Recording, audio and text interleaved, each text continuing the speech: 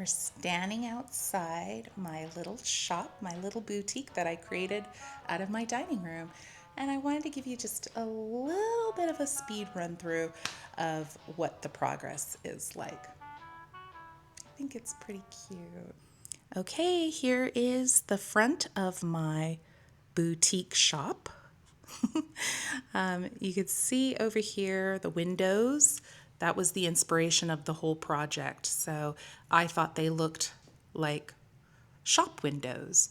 So I put little paper awnings. They're just made out of paper on the top and held up with Velcro strips. And then I had these shelves already, so I put those behind the glass with some product on it. And I had these lanterns from when we lived in Singapore. So those were really pretty. I thought those really made like a outdoor area, like a separation, like this is the outside and that's the doors and windows. So I have these gates here, these little wooden gates, to prevent my little Yorkies from going in there. If I don't want them to be unattended, I just close the gate up. So that's a nice thing. I mean, they're small, they're Yorkies, so that's a nice way to keep them out. And they can be moved around, so it's pretty easy. I did buy these furniture units, this one and this one. They are meant to be in your closet for your jewelry and accessories. So I said, let's make it look like a jewelry shop in here. It kind of does. I really like the way it turned out. Let's go ahead and look at this piece first. So I have my ornaments here. I have all my ornaments that I've made over the years displayed on the countertop. And those are pretty cute, if I do say so myself. But in this little glass case, I have my Alice in Wonderland. You can see all the goodies I've made over the years. I think that one is one of my favorites. The Fish Dinners restaurant from Alice, the story within the story of the walrus and the carpenter and the baby oysters. I'm missing a few oysters. I think they ate them. And that's my newest one that I'm not quite finished with her. She needs hair. So I need to put hair on her and then she'll be done. That's really cute. And then I'm progressing into wearable art. So we have charms coming up for charm bracelets, and those are spinning teacup rings. That's pretty cute. And I really like this jewelry display that I found. It's really, really cool. Now this one over here, I just have some temporary things in here, things that I really haven't shown yet officially, so I'll be doing that soon. But this other cabinet consists of my wearable arts, my brooches. You can see all my brooches that I've made. Some have been released, some have not. So when I do my show, that's what I'll be focusing on. I like that on both sides there are these drawers that I can put more product in to showcase.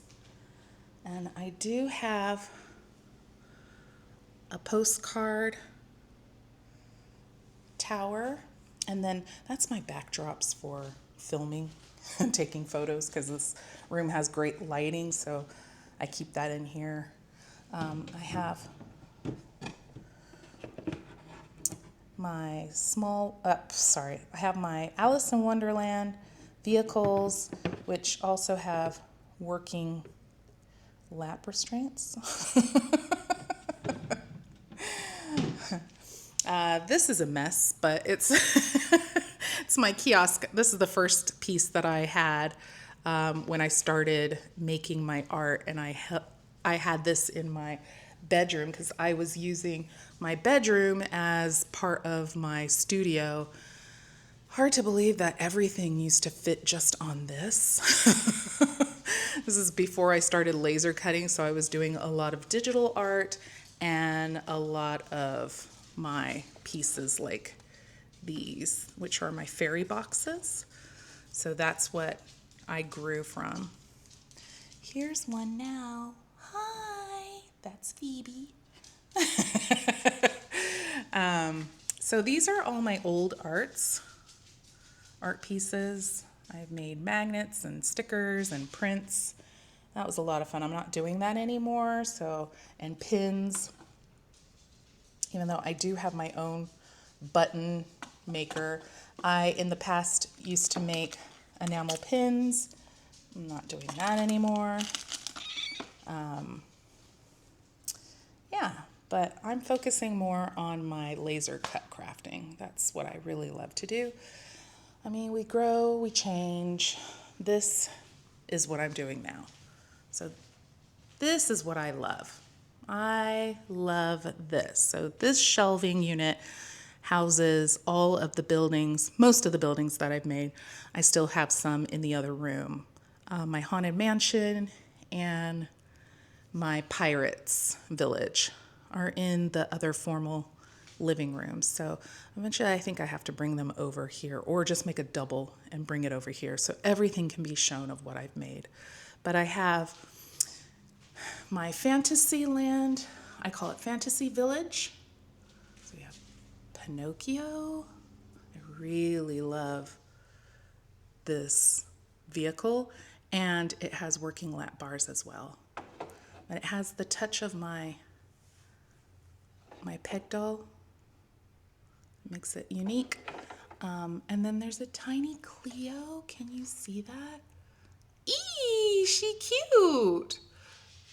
Those are working lamps. They're battery operated, and so that's nice to have.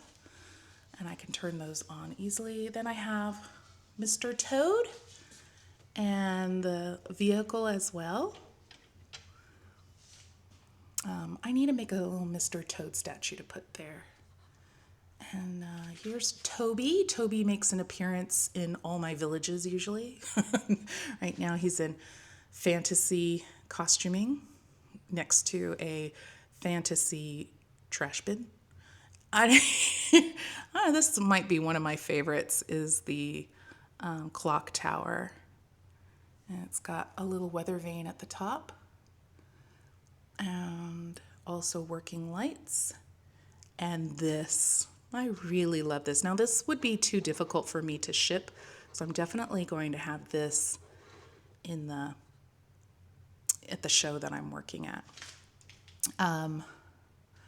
The background I made out of foam. I carved the foam and painted it to make it look like the Alpine, I guess. I don't know. I did make some other little Snow White style cottages over here, and they're not finished yet, but they're just works in progress. Down here is my Frontier Main Street. So I kind of combined my Main Street with a frontier look because I feel like it's the same era. But yeah, I got a little cinema with a Tilly in the ticket booth. Joy is the VIP tour guide. This area here is my favorite, this little courtyard scene where I have silhouettes. And even the silhouettes are little peg dolls that I drew and and then I cut them all out. This here is if you want to get your first pickle of the day, you can come to the Main Street fresh produce stall and get your healthy snacks to start your day. We've got a duck and a duckling right here. They're looking for some free snacks. And we have a flower garden kiosk. There's always the flowers in that area and I love it. And then my colorful Victorian buildings. Then we have the corn dog. I love that. And the Main Street trash bin and bench. But it also is a brooch, so it's a wearable art piece. You can see on the back there's magnets, so you can clip them onto you, and then that's the stand.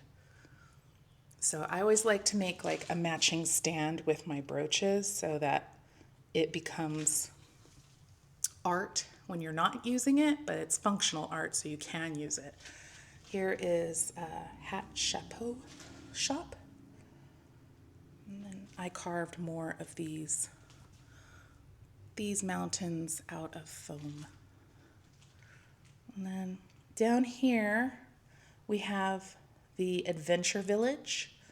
So this is the additional piece I'm working on, which is an indie car. I like that it has the hydraulics and a shaky bridge. So I'm going to do a whole scene with this. That will be coming. And then I have the Jungle Cruise where I used to work, where I met my husband. We were both skippers. And so this one's kind of near and dear to my heart. And I even made an adventure trash bin. But there's it's a sticker that you put on.